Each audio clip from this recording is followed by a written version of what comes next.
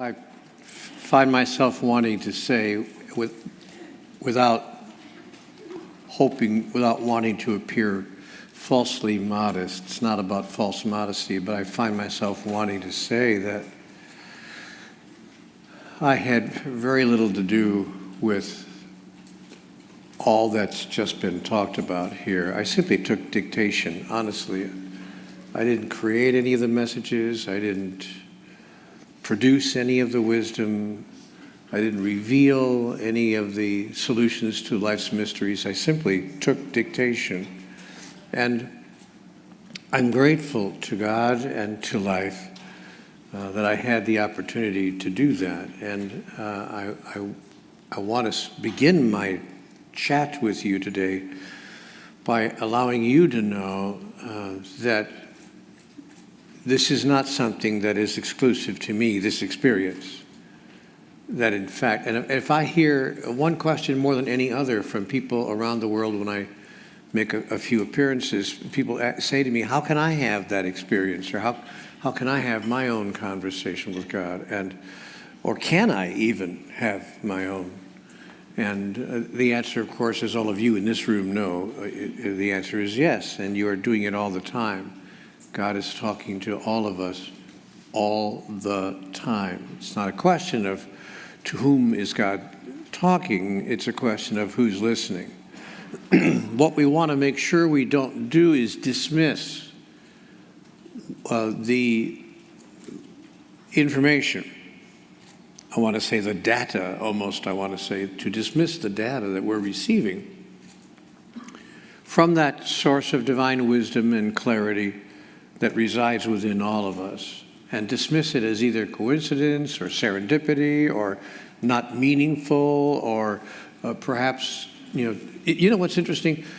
Many people dismiss the information they receive from the source of wisdom within them because it's too good to be true. And they hear these extraordinarily positive and powerful messages, and they literally reject them and do not act on them because they're too good to be true. And I'm in that category. I said to God in the dialogue, you may remember that passage where I said, gosh, this all seems too good to be true. And God said to me, well, if God can't be too good to be true, who can? So I didn't really have a good answer to that question.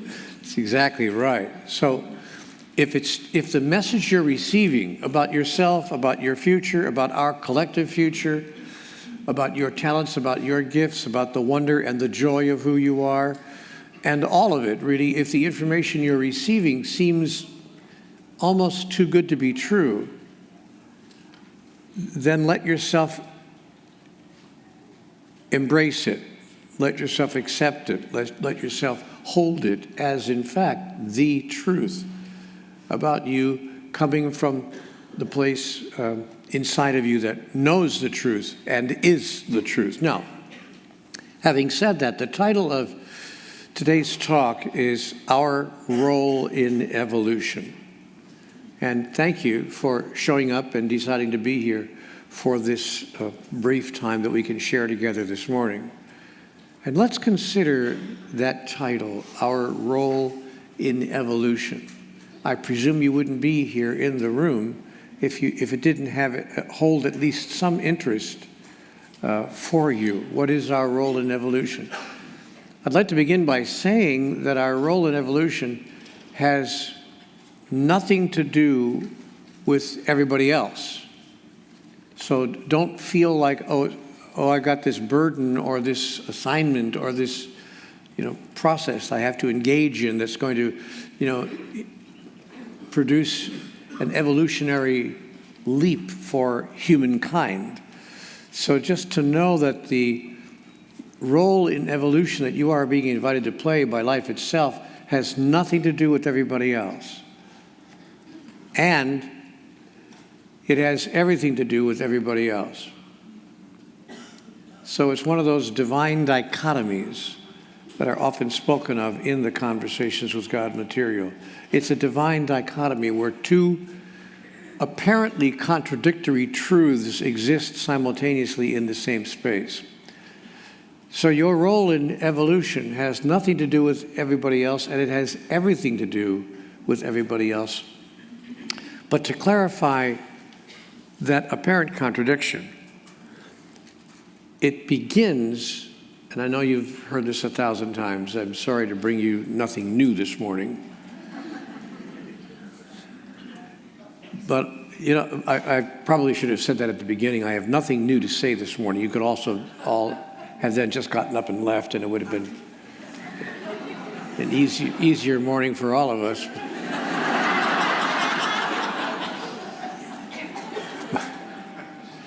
But it's important to know that I have nothing new to say, and the reason you're here is not to be enlightened or appraised of or opened to something new, but merely to be reminded. I want to suggest to you that you brought yourself here this morning to be reminded of what you already know, of what you already understand. So if it sounds like I'm saying, you know, things you've heard 1,000 times before from 100 other so-called messengers and teachers and read in 100 other books and heard yourself in your own mind from the source of your wisdom, if it sounds like all I'm doing is repeating all of that, know that that's the process. That's what's going on. That was designed to be that way. You brought yourself here not to hear anything new, in my view, but to remind yourself of what you already know. So the process of evolution invites us to answer a question, to make a decision, a major decision that we need to address today, in my view. And the decision is not whether you will participate in the process of evolution, but how. You cannot not participate in the process of evolution. You're participating in that process automatically by the living of your life. So it's not a question of whether you're going to participate, even in the larger process that may in fact affect other people, because you are already participating. So the question is not whether you will participate, but how.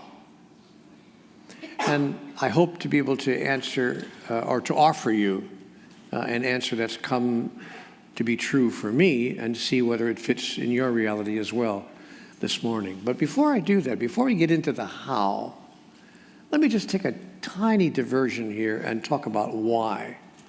And those of you who were with me the other day for the all-day event heard a little bit of this, but to share it with many of you who were not there. The why of it. I mean, like, why bother? Why can't we just get on with our lives? You know, just do what we do and get on with our lives.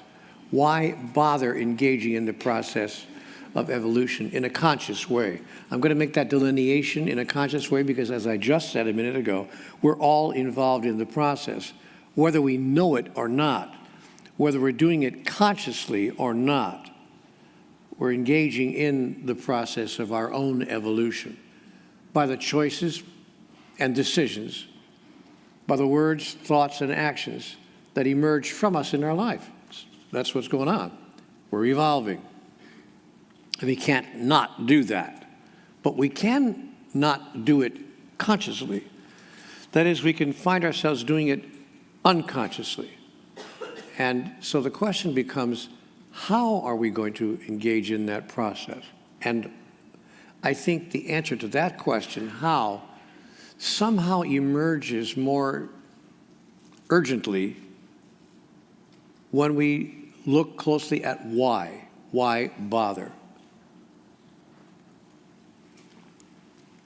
The question why is answered by taking a look at what we're doing here to begin with. But even before we do that, let's take a look at how we're doing on the planet. I made a few notes here on why we may choose as a collective to engage ourselves, to involve ourselves in the process of our evolution. My dear friends, I don't want to begin this Sunday morning with a downer. But I do think it's important for us to look at the nature of things, just briefly, for 3 or 4 minutes, to take a look at why. Why engage in the process of our own evolution and the evolution of the species? It's simple. It's now or never time. We are a self-destructive species. Whether we're willing to acknowledge it or not, humanity is a self-destructive species. That is, we are killing ourselves and killing each other, and we can't find a way to stop it. We don't seem, as I was told in conversations with God, we can't even find a way to stop from killing each other and from killing ourselves. Much less, the smaller goals, can we just get along? Can we find a little happiness and peace and joy in our life? But forget about those goals. We can't even stop killing each other. And we're doing it in 1,000 ways all the time.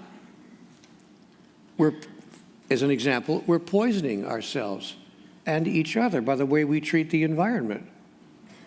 And we can't even admit it. Half of us can't even, oh, Neale, don't start with the environment stuff. But we're poisoning our rivers and our streams and the air and the ground, and we can't, as a species, even admit it, much less stop it. We're sentencing thousands to death by the way we make modern medicine and modern medical miracles available only to the well-to-do. Millions of people can't even have access to the medicines or to the procedures that extend life on this planet. And I speak from experience. Those of you who were there on Friday know that I've recently, about 18 months ago, less than 18 months ago, had open heart surgery. And it was a remarkable procedure where they slice you open and they do what they do, and they do a bypass, and I had a quintuple bypass. So, but to think of something like that in the middle of certain countries of the world, which will go nameless, would be impossible. So when I emerged from the operation, I was aware of not only the miracle of what had occurred, but the miracle that it had occurred, that I was able to access that kind of a procedure. To see, there's nothing to sneeze at.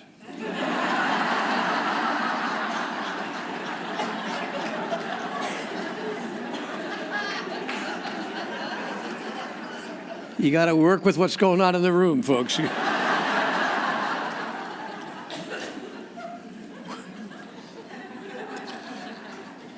We're killing ourselves by the way we feed ourselves. Watch what you're putting into your own body. You're killing yourself, and we don't seem actually to care. It's like, oh, Neale, don't start with that now. But we're killing ourselves. We're cutting our lives short, for sure, by the way we're feeding ourselves, or not feeding some of us, by the way we're not feeding some of us. I don't know whether you're aware of it or not, but statistics from the United Nations and other agencies like that tell us that 656 children die on this planet every hour from starvation. Yeah, you heard that right. I didn't say every week or every day, every hour. 656 children die of starvation because of the way we're not feeding ourselves. We can't even get food to them.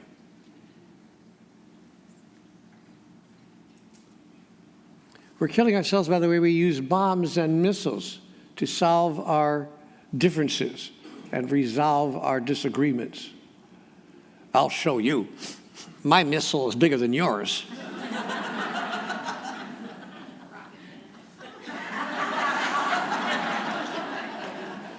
It is, by the way, but that's another.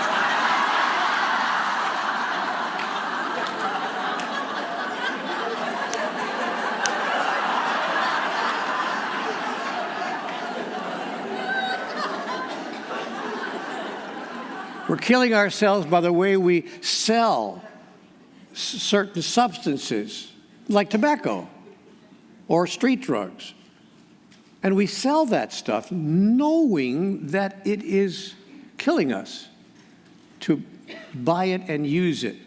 And there are probably 2 or 3 people in this room that are still buying and using those substances. No judgment here, just an observation, just noticing. We see, we're a self-destructive species. Only a very young species, immature, would do something that they know in advance is not good for them. Oh, Neale, stop it. You got a cigarette? I need to get, This guy Walsch is hard to take. We're killing ourselves by the way we use assault weapons, assault rifles, easily obtainable by children, 18 years old. I mean, you can't get certain prescriptions at that age. But you can buy an assault rifle. You don't have to register it. You don't have to let anybody know you got it. You can buy as many as you want. You can have 10 of them if you want, like some people do. So you can get in there and kill as many people as fast as possible. And we do that in this world. We're killing each other by creating startlingly realistic images of violence and killing, and putting them on huge screens in movie theaters and on television screens as well, and calling it, you ready? Entertainment. Look at some of the movies that we're watching, and we call this entertainment. And we criticize, they went into the Colosseum, and the Romans watched, with the lions, we thought, I was in Rome a few years ago, and I went to the Colosseum, and I thought, how could people have actually sat in these concrete seats, and watched the lions attacking the Christians? How could they have called that entertainment and cheered? And then I realized, okay, maybe we're not doing it in real time, in real life, but we're not that far removed. After all these centuries, we've stopped doing it live in person, but we've created the most incredible images of it so we can continue to look at the horror and the devastation of violence and killing in front of us on a huge screen, sometimes in 3D. And we call it entertainment, or worse yet, we call it games. And we put our children at the age of 6, 7, 8, and 9 in front of.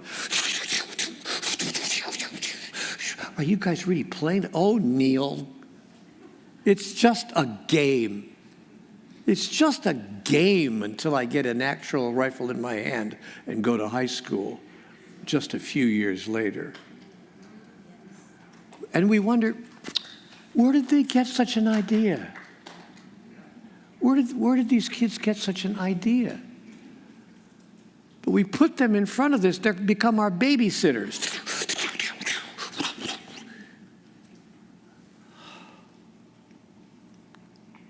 We're killing each other in the most unusual way. We actually kill people deliberately with malice aforethought, total awareness, by the authority of the state. That is, the government kills people in order to teach people that killing people is not okay.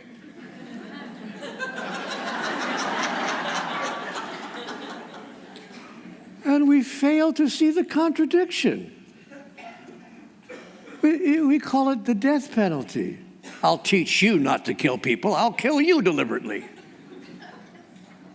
Totally ignoring Einstein's brilliant insight that you cannot solve any problem using the identical energy that created it.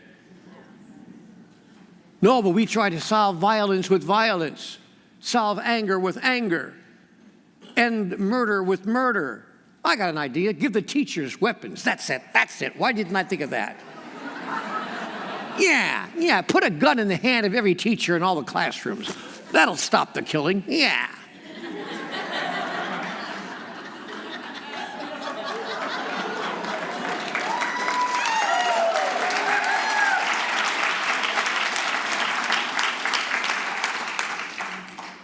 I'm in an insane asylum. The inmates have taken over the asylum.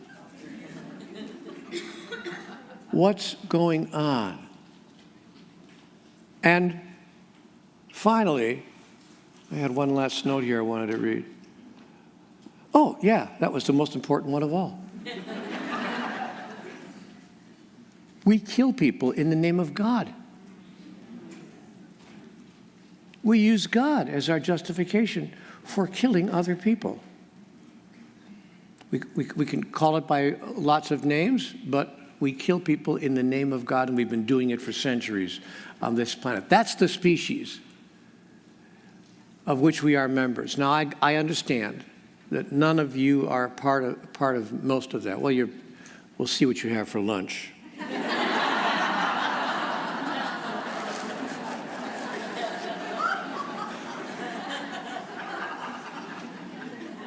Maybe you'll stop killing yourself prematurely, and we'll see how many of you leave here, go outside and take a little break, a little cigarette break. But other than that, you're probably not part of the larger problems that I've just described. But we're certainly all witnessing it, and it's getting to the point where we wake up in the morning almost nervous to turn on the internet or read the paper. Yeah, that was a flimsy substance that you'd hold in your hand that had words printed on it. In the morning, you'd actually read off of it. It's called a newspaper.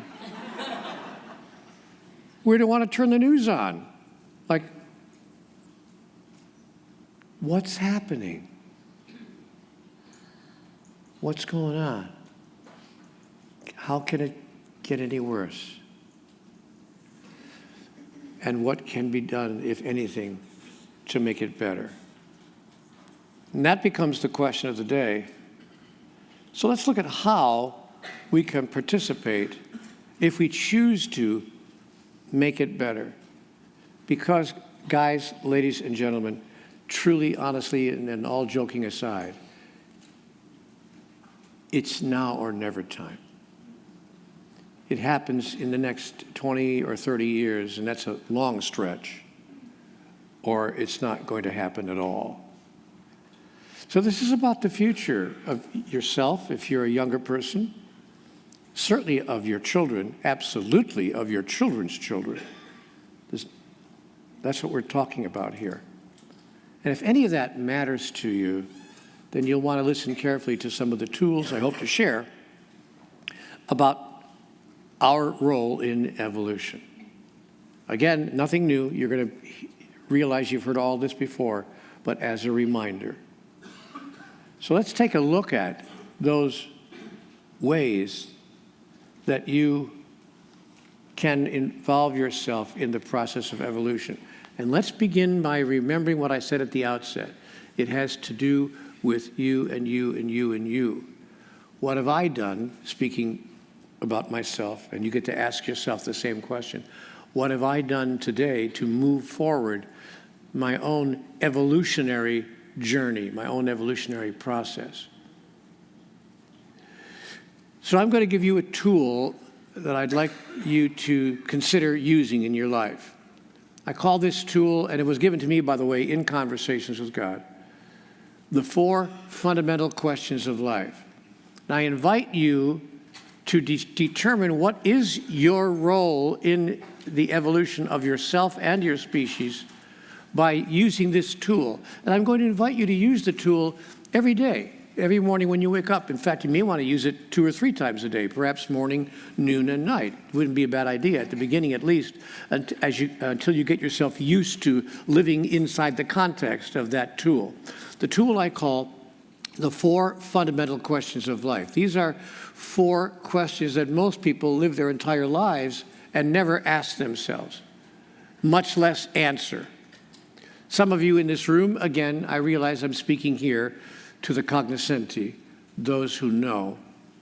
And by the way, if you think it's easy to use the word cognoscenti in a sentence, try it sometime. You have to really fight hard to fit it in. I realize I'm sitting here in front of those who know. And, I've observed that people fall into a number of different categories. There are those who don't know, and they don't know that they don't know. They are innocent, like children. Nurture them. There are those who don't know, but they are willing to know. They are students. Teach them. Then there are those who don't know, but they think that they know. They are dangerous. Avoid them. Then there are those who know, but who don't know that they know. They are illusory, living in the dilemma of their own illusions. They're asleep. Wake them. Then there are those who know and who know that they know. These are the cognoscenti, those who know. Don't follow them blindly, but listen very carefully to what they have to say, because they may just remind you and others as well who have temporarily forgotten that they know. Because there's another category here. There are those who know but pretend that they don't know. They are actors. Enjoy them. Let them enjoy their dramas, but only up to a certain point, and then wake them up. Wake up, wake up, wake up. You just made that all up. You just made that all up. Stop it. Get back to who you really are, which is the first of the 4 fundamental questions of life.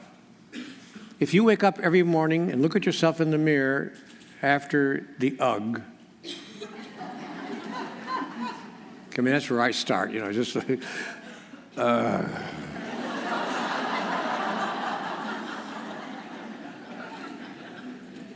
But then, I throw some cold water and I feel a little bit better and I look at myself and I realize, it's not so bad. It could be worse. And then I graduate from not so bad, could be worse to I get better and better every day.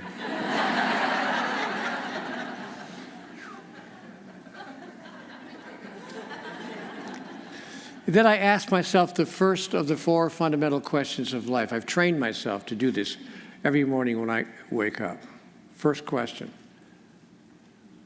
who am I? This is the big decision that you have an opportunity to make today. We talked about this on Friday for those of you who were there. Forgive the repetition, but I have only one message. Who am I becomes the key question of your life. Are you a physical entity, a physical being,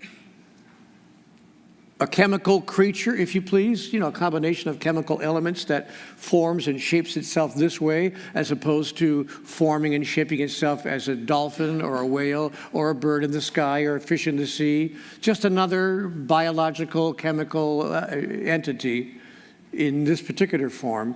And you may think that this is the most sophisticated of all the life forms on the planet. I wouldn't guarantee that, by the way. There's some question as to whether dolphins and whales may have a way to engage in their society that's far more elevated than our own, but that's another whole workshop. I'll let Lisa Nichols handle that one.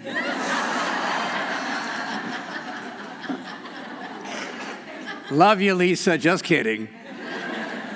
But is that who we are? Basically, a chemical creature that we're born, we live, we have this experience, we die, and that's it? Or is it possible, just possible, that we're more than that that we are actually not a chemical creature, but a spiritual entity. A spiritual entity that has a body and a mind, but that is not their body and their mind. Just understands that that's something you have, like equipment, tools. So you have your body and your mind, but you're not your body and your mind. But you are that which has a body and a mind. If you decide that that's who you are, and many of you in this room have already made that decision, yes, that describes me. I am a spiritual entity with a body and a mind. But then we needs must ask ourselves the next obvious question. Why? Why would I have a body and a mind? What am I doing with these tools? What's the point of it? Why would my spirit put me here of all places and cause me to stay here for 20, 30, 40, 50, 60, 70 or more years? I never thought I'd reach the age that I am. I'm an old person. I wake up in the morning and I look in the mirror, really, and I say, wow, still here. You know, I'm like 74 years old, which is, and a lot of you, not bad for 74, eh?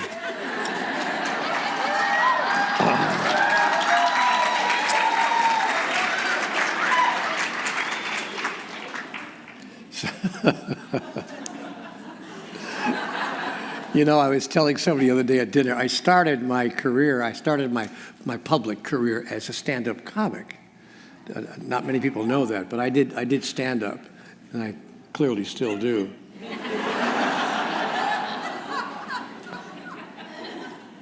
And, oh gosh. So here I still am. And I never really imagined that I would make it to this age. And this is not old. There are people in the audience right here who are way older than I am.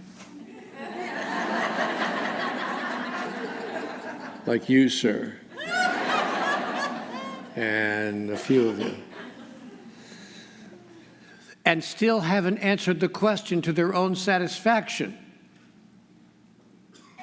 Still haven't come to a conclusion after all those years. Really, truly, honestly, what's it all about, Alfie? What am I doing here? What's the agenda? Somebody tell me the agenda. Somebody give me the rules. I'll play, I promise I'll play. Just give me the rule book. And after you give me the rules, don't change them. Because they keep changing every 24 hours. What are the rules and what am I doing here? What's the point? If we are, in fact, spiritual entities. By the way, I'm just curious. Just take a quick survey. A survey says, how many of you think of yourself as a spiritual entity, not simply a chemical creature? That's practically everybody in the room. With the lady in the second row, 2 chairs in, please leave the room. She didn't even have the energy to raise her hand. She was like, no, I'm a spiritual entity, but I'm not gonna raise my hand. I did. She said I didn't want to brag.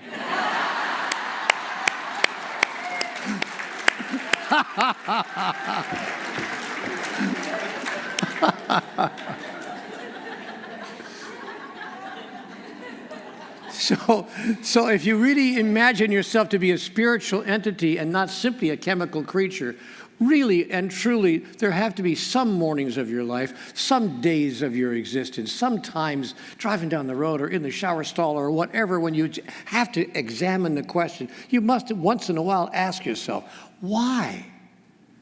I mean, really, what's the objective? What's the purpose? What's the point of having come here? Gone through what I've gone through, and every one of us has our story. Every one of us has our story that could bring you to tears. Really? That happened to you? Really? Really? You're going through that now? My God. So every one of us has a right to sit up and say, excuse me, God, excuse me, but just why? But when we answer the question why, we suddenly accelerate the evolutionary process. And when we live into the answer why, that is, become an example of living the answer, when we become a model of the answer, an exemplar, if I dare use the word, when we become that, we not only accelerate the evolutionary process within ourselves, but in fact, within the lives of all those whose lives we touch. And suddenly, life has a dual purpose. So let's take a look at that. Let's assume that most of us in this room are correct in declaring that we are spiritual entities that have a body and a mind. So the next of the questions, I'll give you the 4 questions all at once. Who am I? Where am I? Why am I where I am? And what do I intend to do about that? If you answer these questions every day, and by the way, the answer could change from day to day. Indeed, in fact, the answer can change from hour to hour. And let that be okay with you. Let the answer be fluid.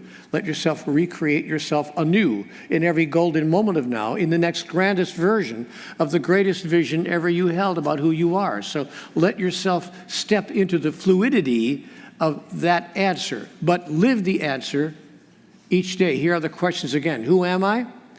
Where am I? Why am I where I am? And what do I intend to do about that? Let's look at the answer to the second question, where am I? What I was told, I'm going to give you my answers, and you could decide whether they resonate with you or not. My answers came directly from God, so if they don't resonate with you, you're going to hell. But beyond that,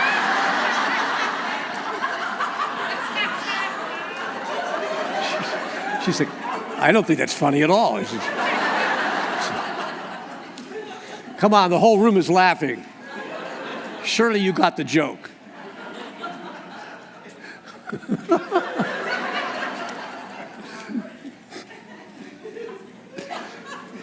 Where am I? What is this? I don't mean like what room of the hotel or what city.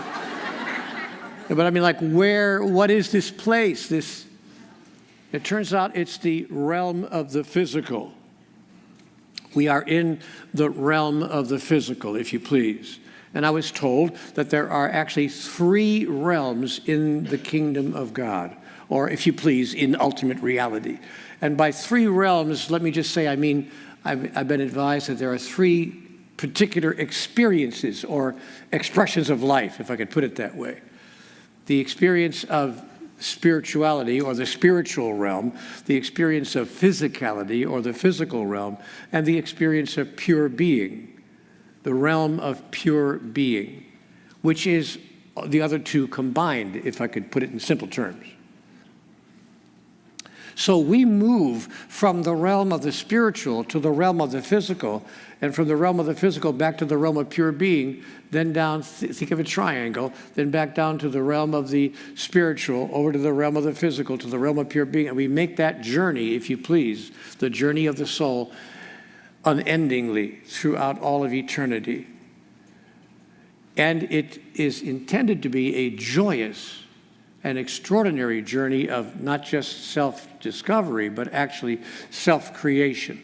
The purpose of which is for each element of life itself, each expression of life, to know itself in its truest identity, or to put it in simple terms, for us to understand and to experience ourselves as individuations of divinity. So that's the agenda.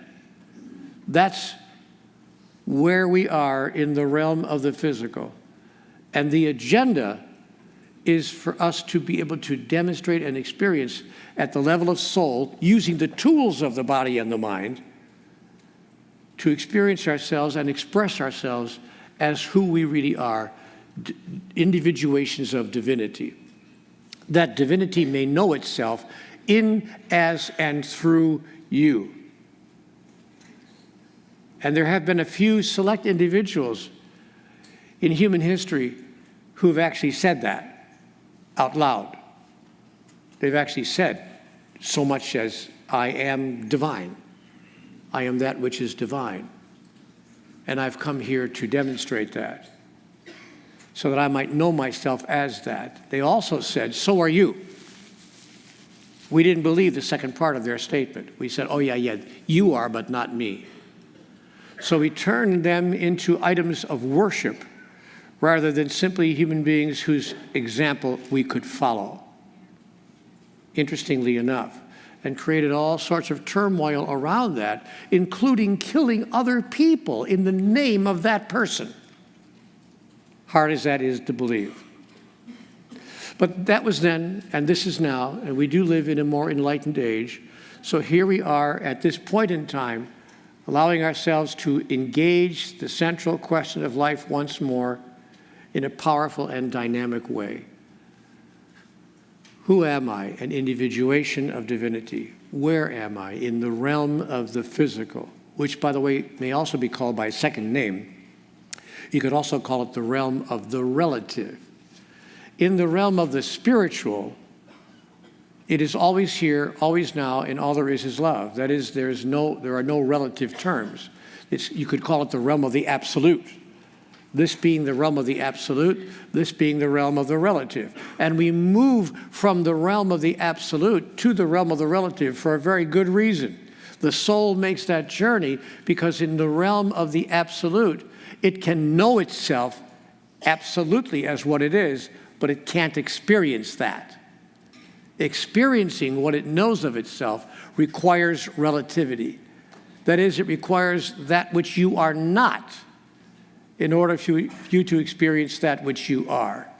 So we move ourselves into what I would call loosely the realm of the relative, where all things are relative to each other, up and down, left and right, here and there, before and after, now and then, male and female, created he them.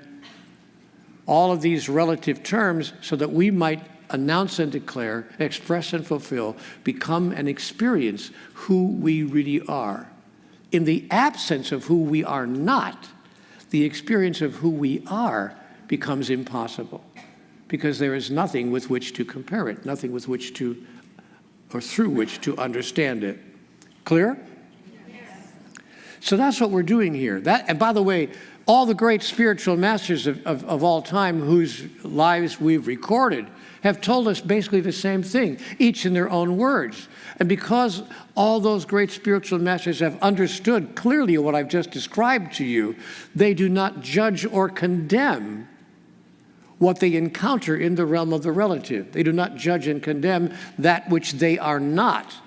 But in fact, just the opposite. They actually bless it because they realize that it is the condition that they are not that allows them to experience the condition that they are. So they do not condemn it, or to use the words of one of those masters, judge not and neither condemn. Judge not and neither condemn, but bless. Bless your enemies and pray for those who persecute you and misuse you, and be a light unto the darkness. Raise not your fist to the heavens and curse the darkness not, but be a light unto the darkness, that you might know who you really are, and that all those whose lives you touch might then know who they really are as well, which is how we all live our lives, correct? You live your life exactly that way, I know. Well, once in a while. But if we can begin to live our lives absent judgment, to say nothing about absent punishment. Do you know in highly evolved societies, judgment and punishment, the so-called justice system does not exist. There's no such thing as punishment. That's another whole topic for another whole retreat. But think deeply and you'll understand why. Yeah. And when you understand why in highly evolved societies there's no punishment, you will then understand why in God's kingdom there is no punishment also. I'm sure you all are aware of that. God punishes us for nothing. God will never punish us, never judge us, and there's no reason for God to do that, because God understands that we are simply an emerging species, barely aware of who we really are much less how to act like that. So humanity as an emerging species has the complete understanding of God. God would never punish us any more than you'd punish a 3-year-old child for spilling the milk. You simply don't do that. You don't say, go to your room and stay there for the next week. Well, you might do that because you're a very strict person. But most people would not do that because they understand perfectly well how that could happen to someone so young and why they would make that choice, why that child would make that choice to reach out and spill the milk. So evolution invites us to consider our personal answer to these questions, including the fourth question, what do I intend to do about that? Who am I? Where am I? Why am I where I am? And by the way, you can localize this. And I suggest that each day you localize this. Who am I remains, the answer to that question remains the same every day. But the second question, where am I? You can localize it. You can say, I am in fact in the ballroom or in the meeting room at the Marriott in La Jolla, California, and that's where I am. Why am I where I am? That's the question that you get to answer next. And how you answer these kinds of questions, I want to repeat, can be powerfully impacting in the process of your own evolution. So why are you here today? See, ask yourself that question. Who am I? An individuation of divinity. Where am I? In the meeting room at the Marriott Hotel in La Jolla, California. Why am I where I am? Ask yourself that question. Why did I bring myself here? Was I just curious to meet the author? You know, I've heard about the guy, I'm kind of curious about him. Did I think I was going to learn something here today that I don't already know, and I came to expand my knowledge base? Did I come because, you know, my partner or my pal brought me here and I just want to join him or her and be part of the process? Or did I come here for a reason that's not even totally clear in my mind, but that was inspired by my soul, which brought me here intentionally to remind me of not just why I'm in this room, but why I'm on this earth.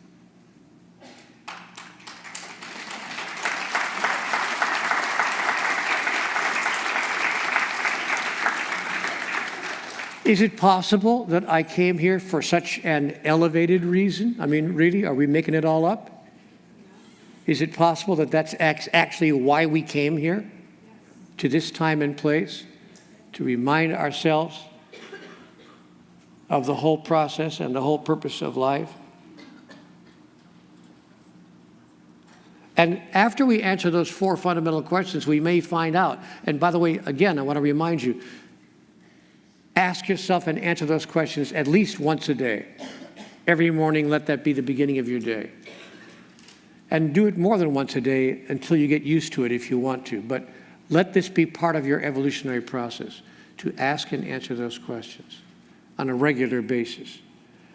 And after you get into that rhythm of encountering those questions on a daily basis, you will find, I believe, if your experience is anything like mine, you'll find your whole life being rearranged. Your whole understanding of life being rearranged.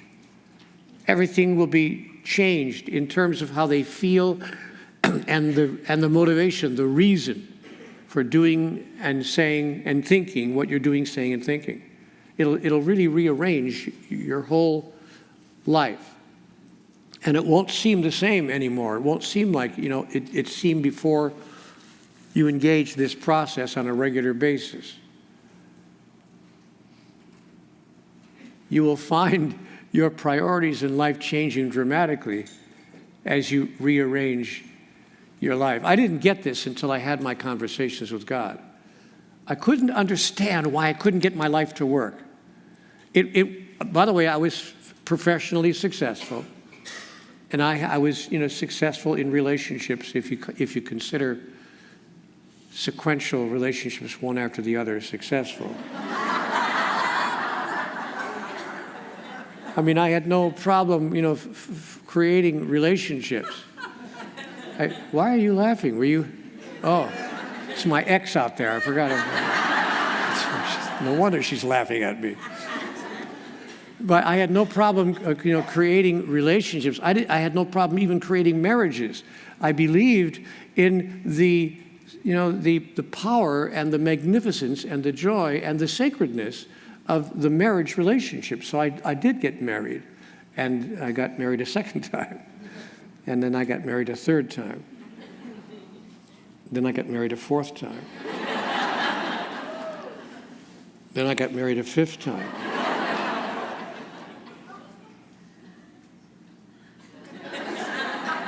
Then I got married a sixth time.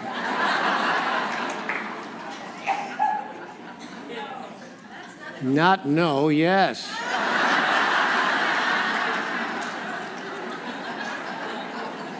Wait, it isn't over. Then I got married a seventh time. At least you can't say that I was an emotionally unavailable male.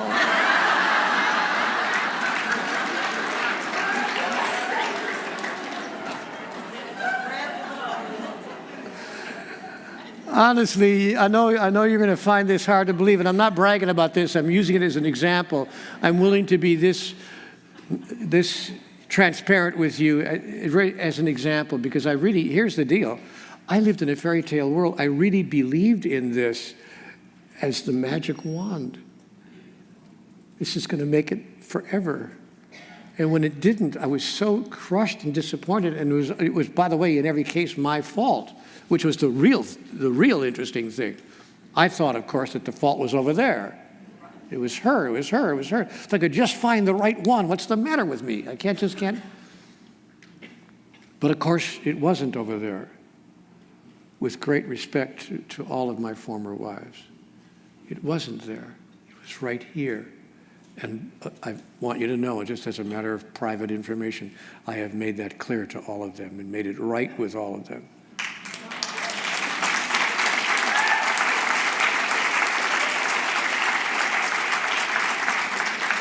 And sat down with all of them and asked them, actually begged them, can you possibly understand and help me to live with the fact that my personal growth did so much damage to you? I'm so sorry that I had to hurt you as I did so that I could somehow grow up, Neale, grow up.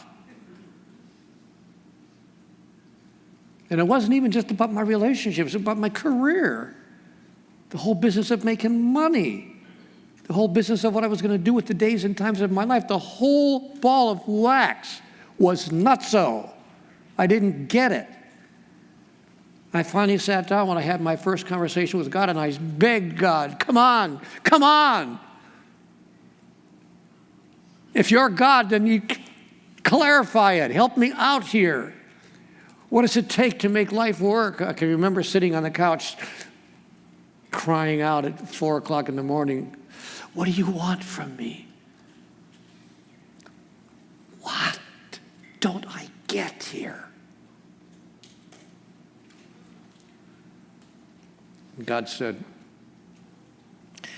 Neale, it's really very simple. You think your life is about you.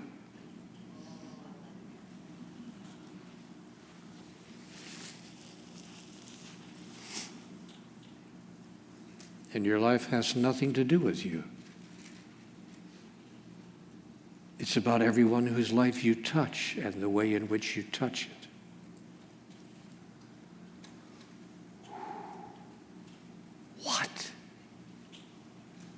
What? My life isn't about me? Not local you. Yes, it's about universal you in the sense that you and everyone else are one. But it's not about individual localized you, the you think of as Neale. I've given you everything you need. You simply haven't used what I've given you. I've given you every gift you could possibly ask for. Compassion, awareness, intelligence, indeed wisdom, clarity, understanding, generosity, all the wonderful things you think of as being supremely human. I've given you, and you, and you. You lack none of that. But you have imagined that your life is about you, so you think you've got to somehow gather these things you think you don't have, or somehow find a way to make yourself secure in a world that doesn't see you as who you really are. So you've got to do stuff to earn money, and you've got to do stuff to earn love, and you have to do stuff to make relationships work, and all these things you have to do. And all you would really have to do, if you really got it, was just be who you are, the divine being who you are, that can't be hurt, damaged, destroyed, upset, frustrated, angered, or moved into any negative space for any negative reason whatsoever. To hold the space of who you are, or evolve into that, if you please. And use life's events as opportunities with which to do that. And if you simply did that, you would find that everything else that you thought you had to strain for and stress for and struggle for would fall in on you automatically, virtually without effort. Or as someone far more eloquent than I will ever be once said in his own words, don't go around asking, what are we to eat? What are we to drink? Wherewithal will we clothe ourselves? Seek ye first the kingdom of heaven, and all these things will be added unto you. And so I began to follow that instruction. I began to live my life, and that's the message that I offer you here today as well. I began to live my life as if my life had nothing to do with me, as if I needed nothing, required nothing, lacked nothing, demanded nothing, even in a sense requested nothing, but simply chose to use the days and times, the minutes, the hours, the events of my life as opportunities for me to demonstrate that I already have all of that I am the source of it, that I am not looking for some other person, place, or event to source it to me, but that I am the source of all the things I thought I needed to struggle and strain for. I am the source of that in the lives of everyone whose life I touch. Or as someone else said, gosh, could we dare to repeat what he said? I have come that you may have life, and that you may have it more abundantly. Who says that? Unless you really think you are divine. Who says that? But what if you said it just as an experiment? Try it just today, for once. Just try it once. See if it shifts your ground of being. If you try it just for, shall we say, an hour, sometime today. For 1 hour today, walk into the space, whatever space you're walking into. Maybe it's the lunchroom, the restaurant, who knows, wherever you are. Pick an hour today and allow yourself just for that hour to think to yourself. I wouldn't say it out loud. Probably would advise against saying it out loud. But allow yourself to think it in your mind, sincerely, really, all joking aside. What if for just 1 hour today you said in your mind, I have come that you may have life, and that you may have it more abundantly. There's no other reason for me to be here. I need nothing from you. not your admiration, not your love, not your approval, certainly not your physical things. I don't need your money. I don't need your car. I don't need your house. I don't need your body. I don't need anything. Honestly, I need nothing from you. I have but one desire, to make sure that you see, that you know, that you experience, that you understand, and that you have an opportunity to express who you really are. I have come here to give you back to yourself. And the extraordinary thing about that is, should you live your life that way, even a few hours here or there that way, it's an amazing thing that will happen. People will suddenly look at you. First they'll say, what are you on? What are you smoking? But after they get that, no, this is the new you. This is the transformed you. This is the evolved you. You finally, after all these years, figured out what you're doing here and figured out that it has nothing to do with you. It has to do with all those who have forgotten, failed to remember that they too have been given everything, but they don't know it. They don't believe it because it's too good to be true. It's too good to be true. So the question in life through which you engage and accelerate your evolution is, can you believe the highest thought you ever dared to hold about yourself? And then, if you actually embrace and hold that thought as your truth, I'm not making it up, I'm not imagining it, I'm not spinning out here, this is actually what's true about me. Then, when you embrace that highest, grandest thought you ever had about yourself, then you can embrace that thought about others as well. Only when I see who I am and embrace who I am at the highest level can I possibly see who you are. So I see that my life, in that sense, has nothing to do with me. It's about everyone whose life I touch and the way in which I touch it. And I want to repeat, should you choose to live your life in that way, it will shock you, it will amaze you how life's events, life's circumstances, life's situations come to you without effort. I've been married to my 7th wife now for 10 wonderful years.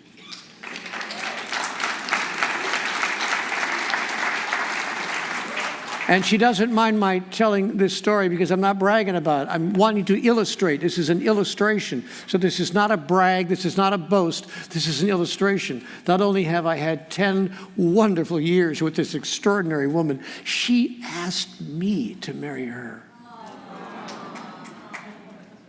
And I knew that she was extraordinary. When I met her, it was really love at first sight. I was like, oh my God, I mean, after all my failures and all my inability, how could I be blessed? But I had made that shift, you see, I had made that shift. I want you to know in life, shift happens.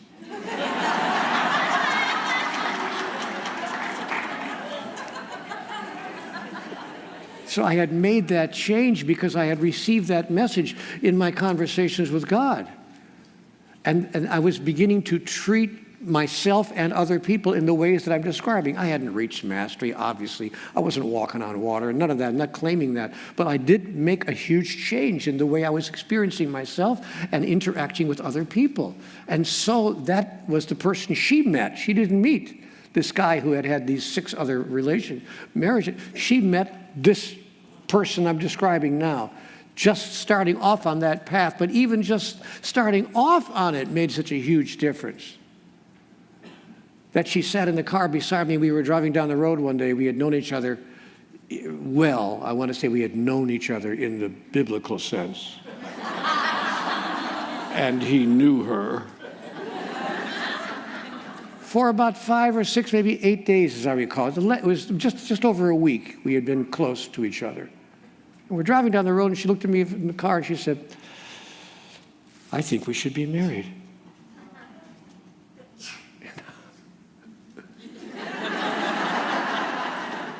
Don't say that to me twice. She said, no, really. I really think we should be married. Done.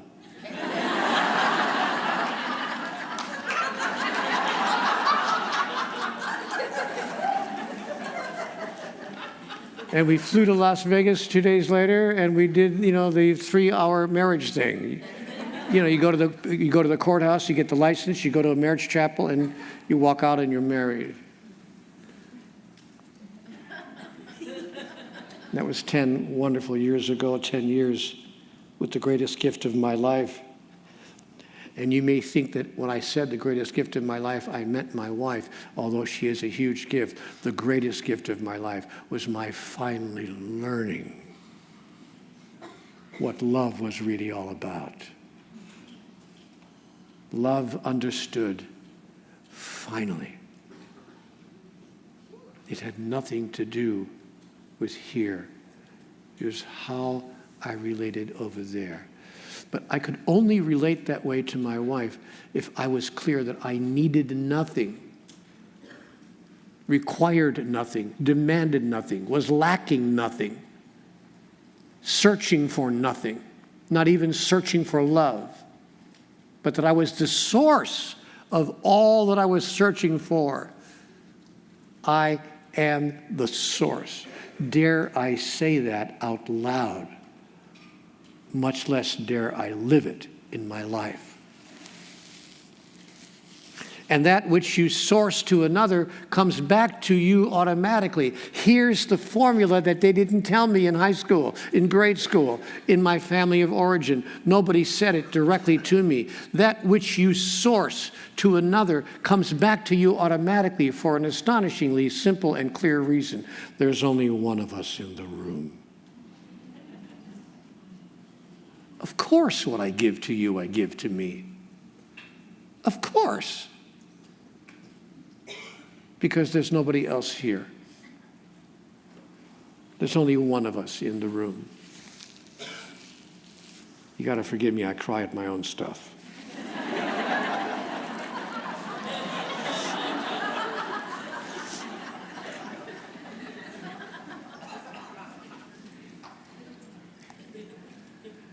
This is life-changing information that you all already know, and I know that you know.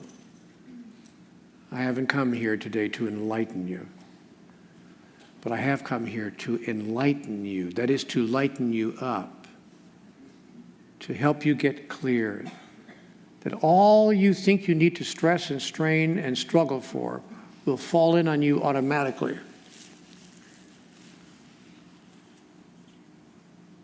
Without you having to reach for it at all. When you become the source, it's like magic. You become the sorcerer. When you become the, so make a list when you get to your room tonight of 3 things you wish you had more of in your life. This is an interesting exercise. Make a list of 3 things you wish you had more of in your life right now, whatever it might be.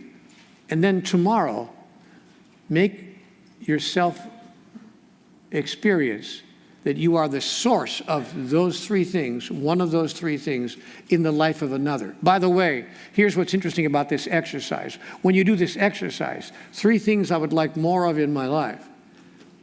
In the next 48 hours, in the next 48 to 72 hours, in the next 2 or 3 days, you will meet someone who absolutely feels they have less of that than they want and is looking for that, actually begging life for it.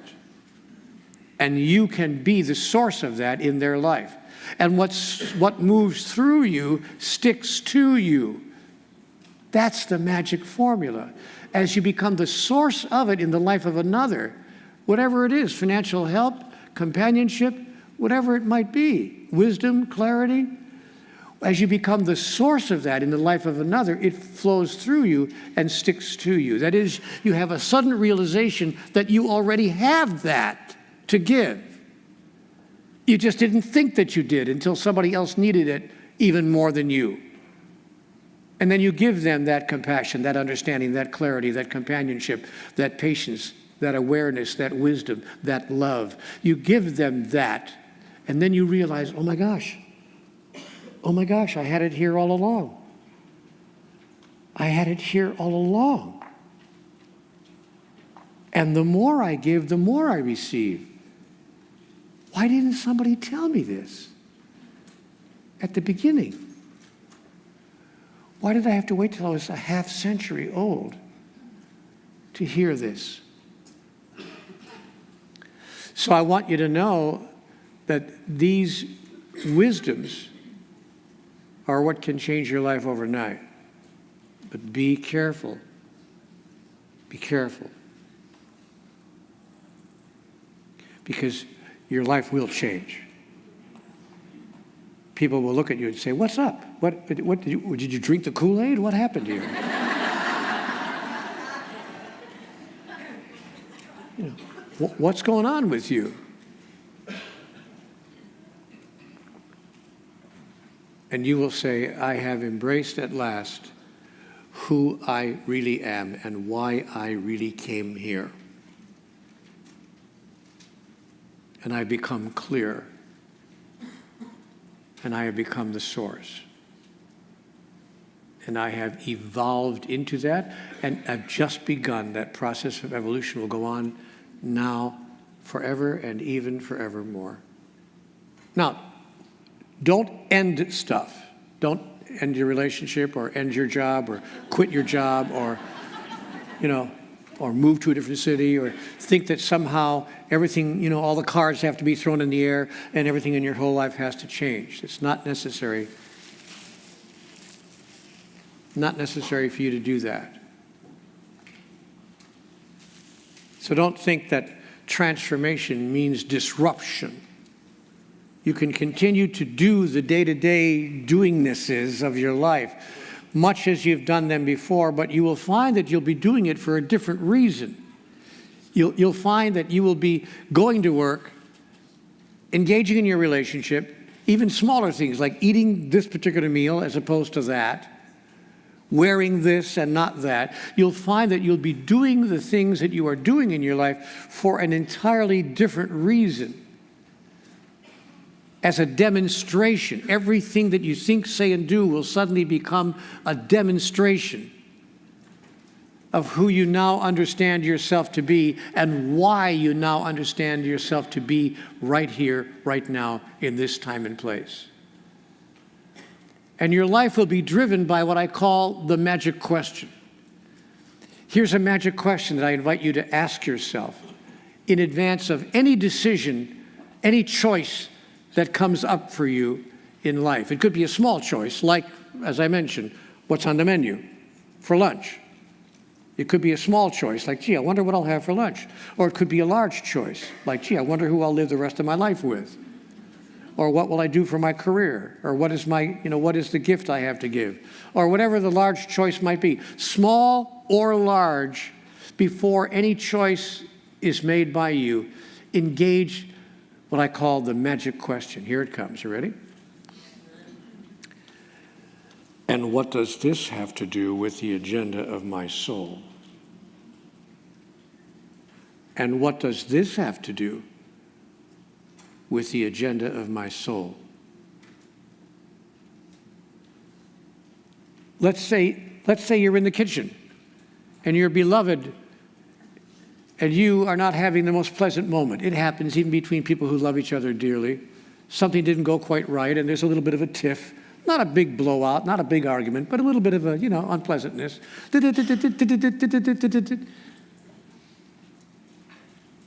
And you stop yourself from reacting the way you might have reacted in the past. Me, I would be defensive, aggressive, even mildly attacking, and of course, always right.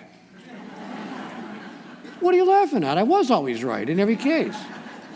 Inevitably, I was right. Right was simply on my side.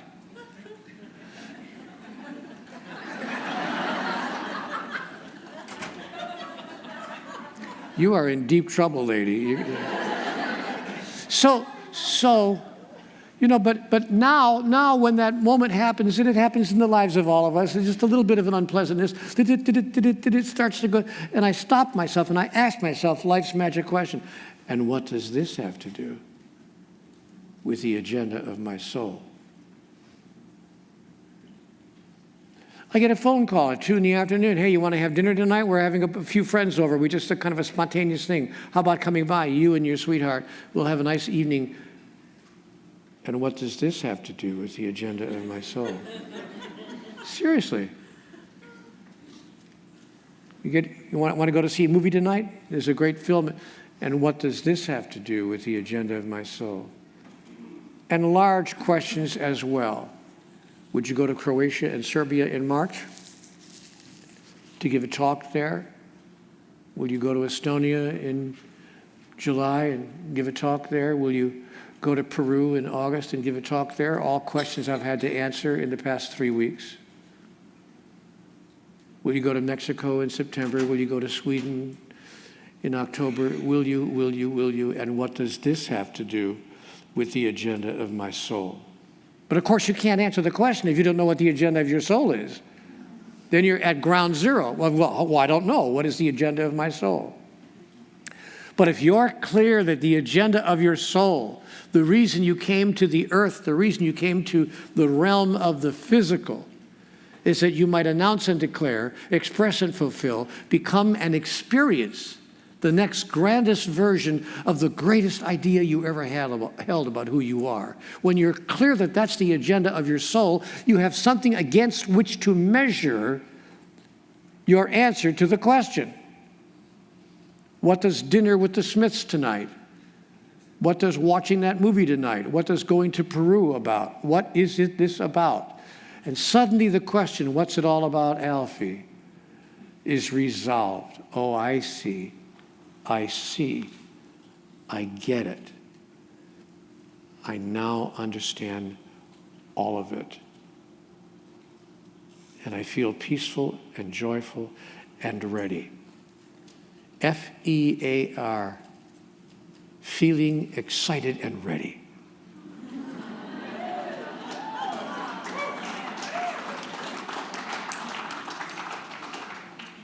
And all fear disappears from your life because you frankly don't care what happens in the sense of needing something that you're not getting, even, honestly, even your own death.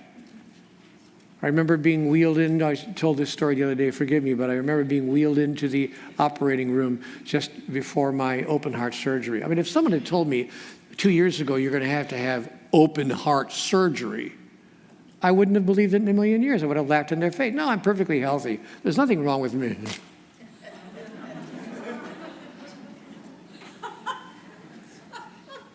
So, but they said, no, you need open heart surgery. So I wait, but you know what? I remember being wheeled into that operating suite, from the prep room, and the wheels, the gurney, and I'm kind of like, this is totally okay. I'm going to survive this operation or I'm not. I'm okay. Thank you, God. Thank you, God, for at least making something clear to me. I begged you. What do you want from me? God said, nothing. What am I supposed to be doing here? What you choose. Oh, come on, give me some answers. You're supposed to have some answers. God says, no, you give me some answers. You're supposed to have some answers. My job isn't to tell you what to do. My job is to empower you in making the choices you wish to make and doing what you choose to do. This lifetime and next lifetime and the lifetime after that and even forevermore, I will be here for you to empower the choices you're making. And out of the choices you're making, will you create the process of your own evolution. And out of that clarity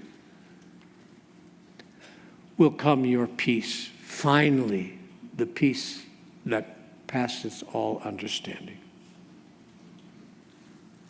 I could, of course, be wrong about all of this. I want you all to understand that. I don't sit here and imagine for 1 second that I've got all the answers for all of humanity. I can only tell you what has worked for me. But if you have the slightest interest in experimenting in your own life to see what could work for you to make it even better than it is now, and I realize that your lives are wonderful right now. I mean, look where you're sitting in La Jolla, California. You know, and I know that this is a wonderful place to be. And there are a lot of people. Is anybody here who actually lives in or near La Jolla? 4 people. Look at that, 6 people. So I know it's a wonderful place to be, and you know. So obviously your lives are going very well. So you don't need a lot of coaching. I love these coaches that come along, how to increase your abundance and create the perfect relationship and how to have, you know. So, I mean, and there's probably something to that. But supposing you didn't need any coaching at all, supposing that you were the coach and that by the living of your life, you chose to coach others in how they may find what you have found. That's the invitation we are being given. That is the role we are being invited by life to play in our evolution. See, all we need right now are coaches, more examples, more exemplars, more people willing to step up and say, watch this. Let me leave you this morning with a daring thought, a daring invitation. Could I call it even a daring challenge? To be able to move through the rest of this day, to say nothing of the rest of your life, and saying to yourself, watch me. Just watch me. Watch how I respond, how I react, how I am in the midst of this experience that's been challenging for all of us. For all of us. We all have our story. But dare you say to yourself as you walk out this door this morning, watch me. I am exemplar. I am a model. I have self-selected. I have chosen myself. By the way, we're all doing that with our children. I'm sure you know that, without being asked to. Those of you who have children surely know that that's exactly who you are in their lives, whether you want to be or not. They're watching everything you think, say, and do.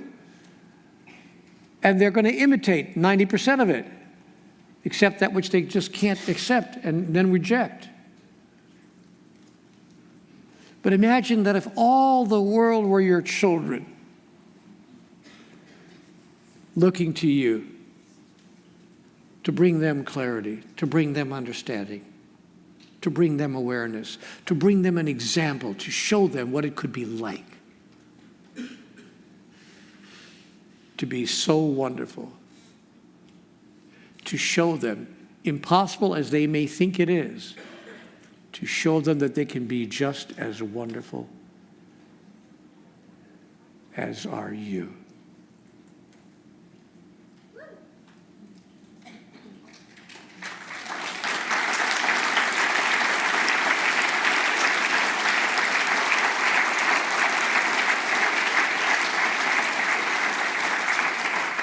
That's the role we can play in our evolution. To walk out of here and decide, I have self-selected. See, no one's going to appoint you. No one's going to commission you. No one's going to assign you the task. No one's going to knight you in the field. No one's going to name you as that. You have to choose that for yourself. I am that. That's who I am. Watch me.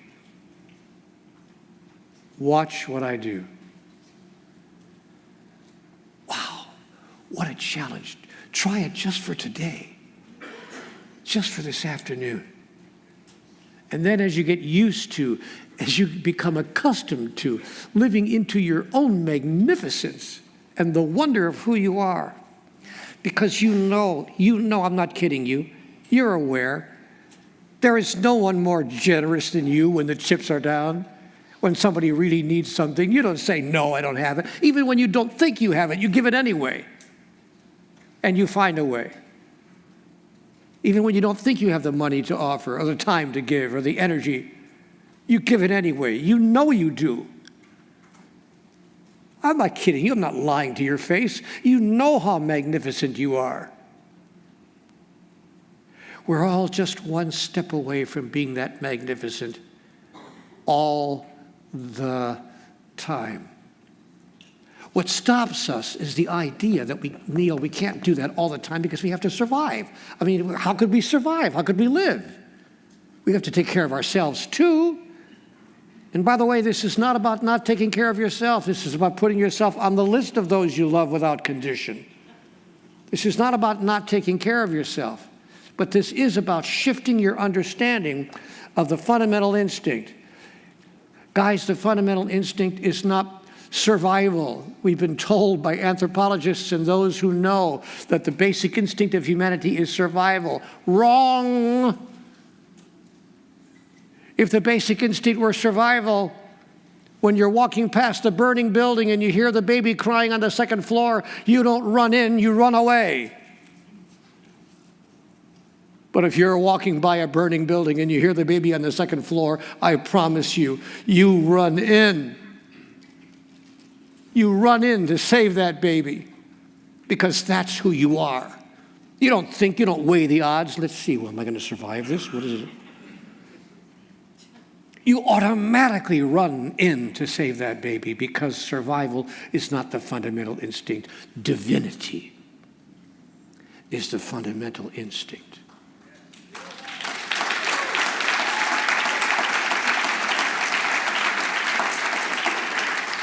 So how do we play the highest, most powerful process in our own evolution? Consider when you walk out that door, every moment of your life as a burning building moment. I hear the baby crying. I hear the soul of humanity crying out. For God's sake, somebody show me what I don't understand. For God's sake, somebody help us. And when you make the decision that that somebody is going to be you, then in that moment, your whole life becomes a conversation with God.